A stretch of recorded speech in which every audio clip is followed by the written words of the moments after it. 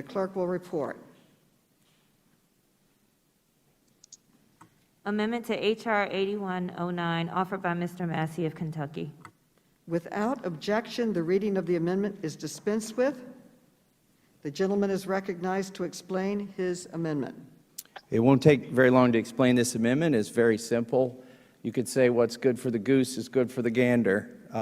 And if we want political reform, let's see how far the Democrats are willing to go in this direction. This very simple amendment adds all postmasters to the Hatch Act restrictions in the bill.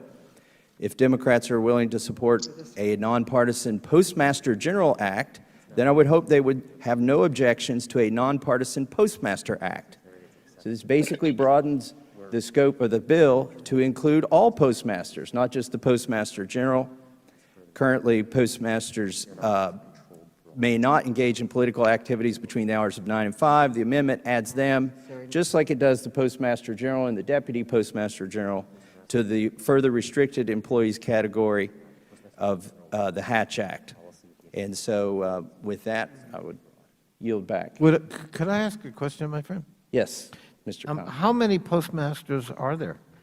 There are quite a few. In fact, it's going to be almost impossible to monitor their political activity, which is why, I mean, it's easy to monitor the activity of one Postmaster General, but when you have thousands, it would be very difficult. So that's why I think it's important. So I just hope that the committee will support Mr. Massey's amendment. Will the gentleman yield? I yield to Mr. Massey. So in the state of Kentucky and many other states, a lot of the precincts have pretty much been dissolved. When you went to vote in a precinct, there were precinct workers. And in Kentucky, they went to great pains to make sure there were 2 Democrats and 2 Republicans in every precinct, that it wouldn't be lopsided. Well, guess what? The precincts are gone, the voting booths are gone, and the new precincts are the post offices. Your precinct is your post office. That is where you bring your ballot. And in the absence of 2 citizens of both parties or multiple parties being there to monitor that, I think we need to take great care that the postmasters of these new precincts, they are the new poll workers, the postmaster. I think we need to take great care and elevate them to the same Hatch Act standards that the Democrats seek to elevate for the Postmaster General and the Deputy Postmaster General. And I yield back to the gentleman from Kentucky. That's an excellent point by my friend and colleague, Mr. Massey, and I yield back. Amendment to H.R. 8109, offered by Mr. Massie of Kentucky. Without objection, the reading of the amendment is dispensed with. The gentleman from Kentucky is recognized to explain his amendment. Thank you, Madam Chairwoman. This amendment is basically responsive to the concerns of my constituents and voters all across the United States.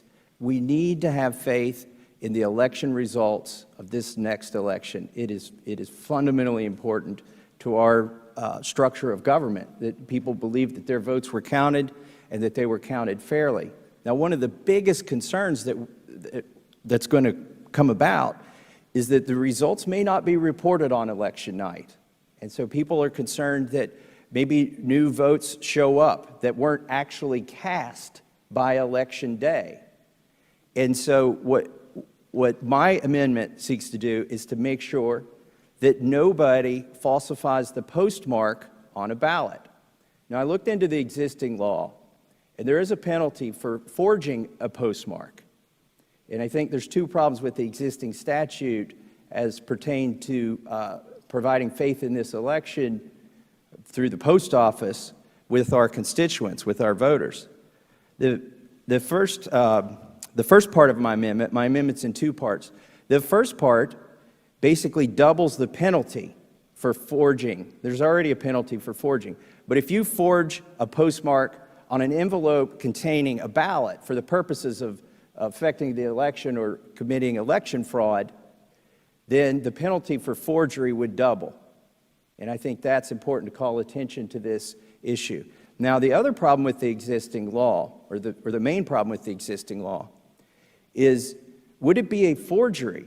And I don't think the law covers this, actually. I don't think it is a forgery.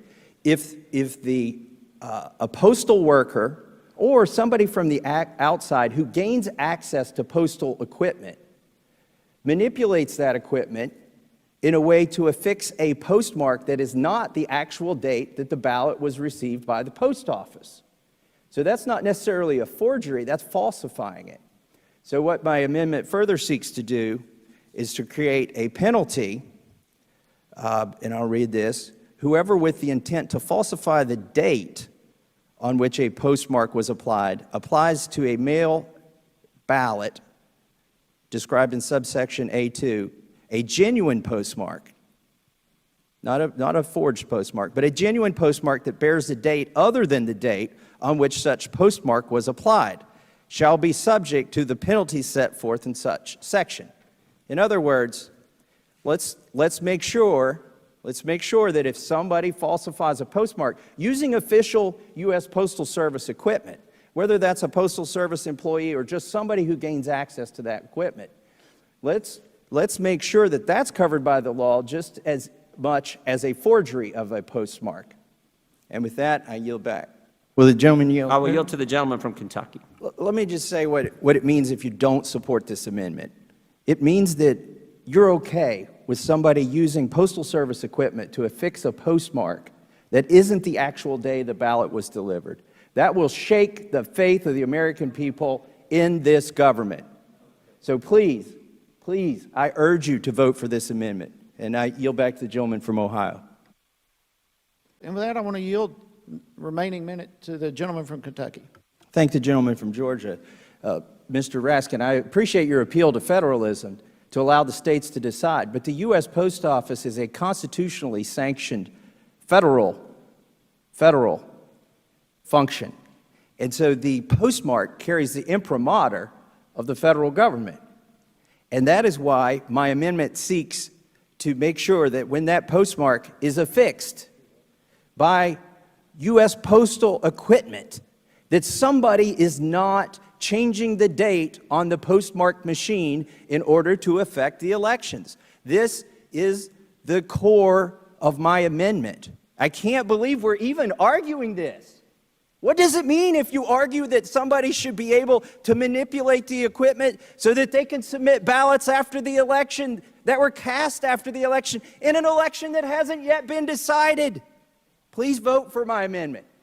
It's required to keep the confidence of the American voters in our form of government. And I yield back to the gentleman from Georgia. I urge a no vote on this amendment. And let's now move to a vote or a consideration. I'd like to see where people stand on this. The question now occurs on the amendment offered by the gentleman, Mr. Massie. All those in favor, say aye. Aye. All those opposed, say no. No.